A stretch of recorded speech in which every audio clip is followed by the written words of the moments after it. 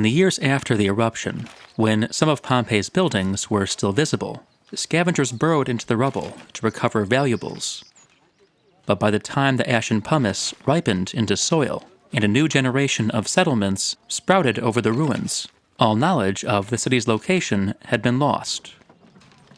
An irrigation channel was dug through the site in 1592, turning up inscriptions that at least one scholar connected with Pompeii.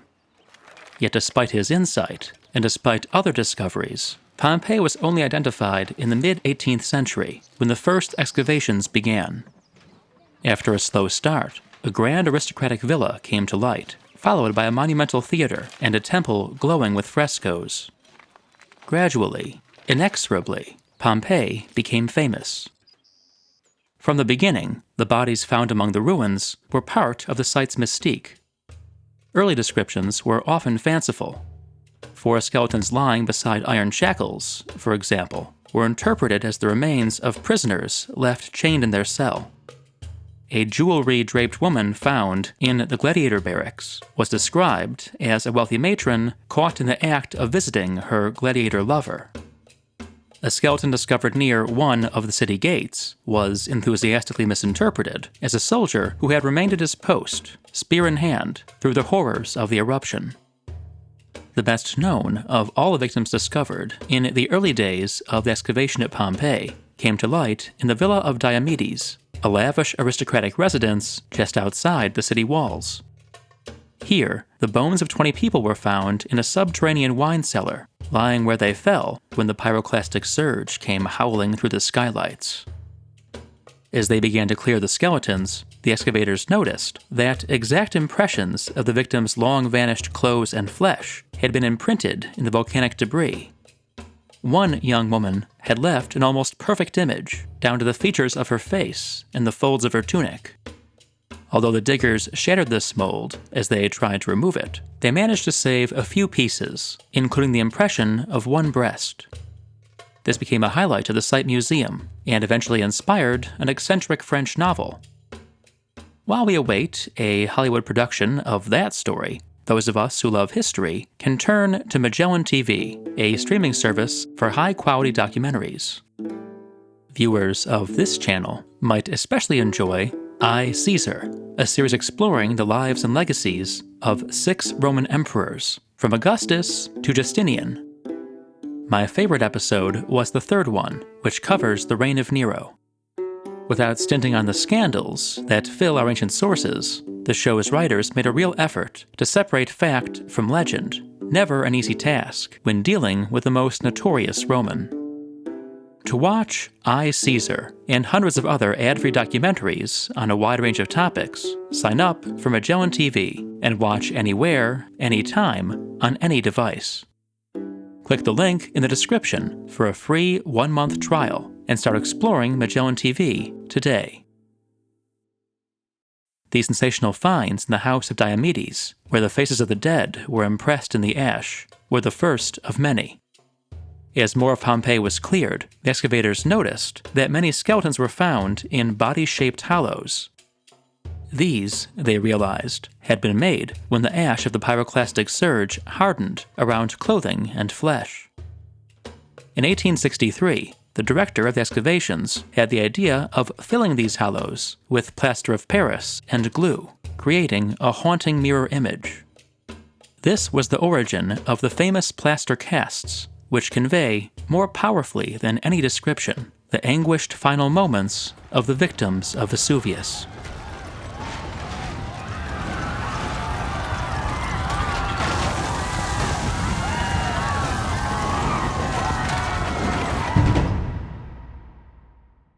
In striking contrast to Pompeii, Herculaneum seemed almost devoid of human remains. Then, in 1980, workers digging a drainage trench uncovered a jumbled heap of skeletons along the city's ancient seafront. Further investigation revealed several hundred bodies crowded into a series of small boathouses and scattered over what had been a narrow beach.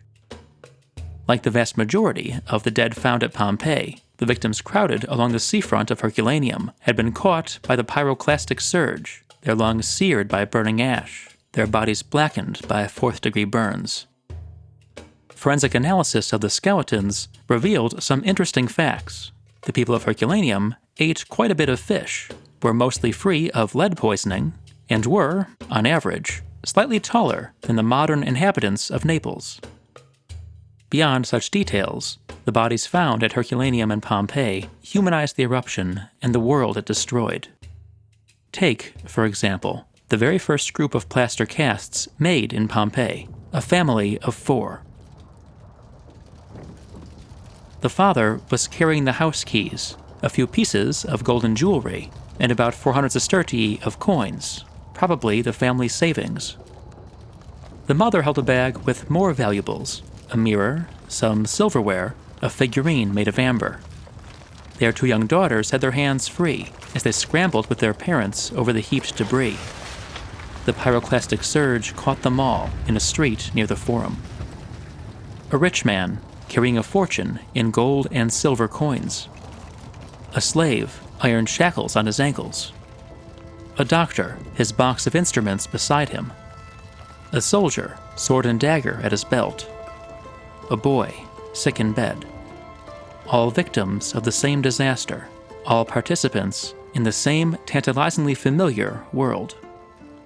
To date, about 1,150 bodies have been found in Pompeii and about 350 in Herculaneum. Hundreds, perhaps thousands, are still buried. Roughly a quarter of Pompeii and 3/4 of Herculaneum remain unexcavated, along with dozens of villas and small settlements. Many more victims must lie along the ancient roads, caught in mid-flight. Last year, on a humid July morning, I walked up to the summit of Vesuvius.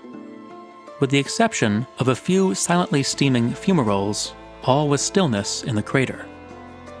Below, the glittering arc of the bay swept toward the tower blocks of Naples. After a few minutes of squinting, I was able to pick out the site of Pompeii, all but submerged beneath a choppy sea of modern development. The same sprawl has crept to the very foot of the volcano, awaiting the next eruption. But for now, the mountain is as quiet as a landscape in a Roman fresco, just as it was until that crisp October afternoon 19 centuries ago, when it destroyed Pompeii.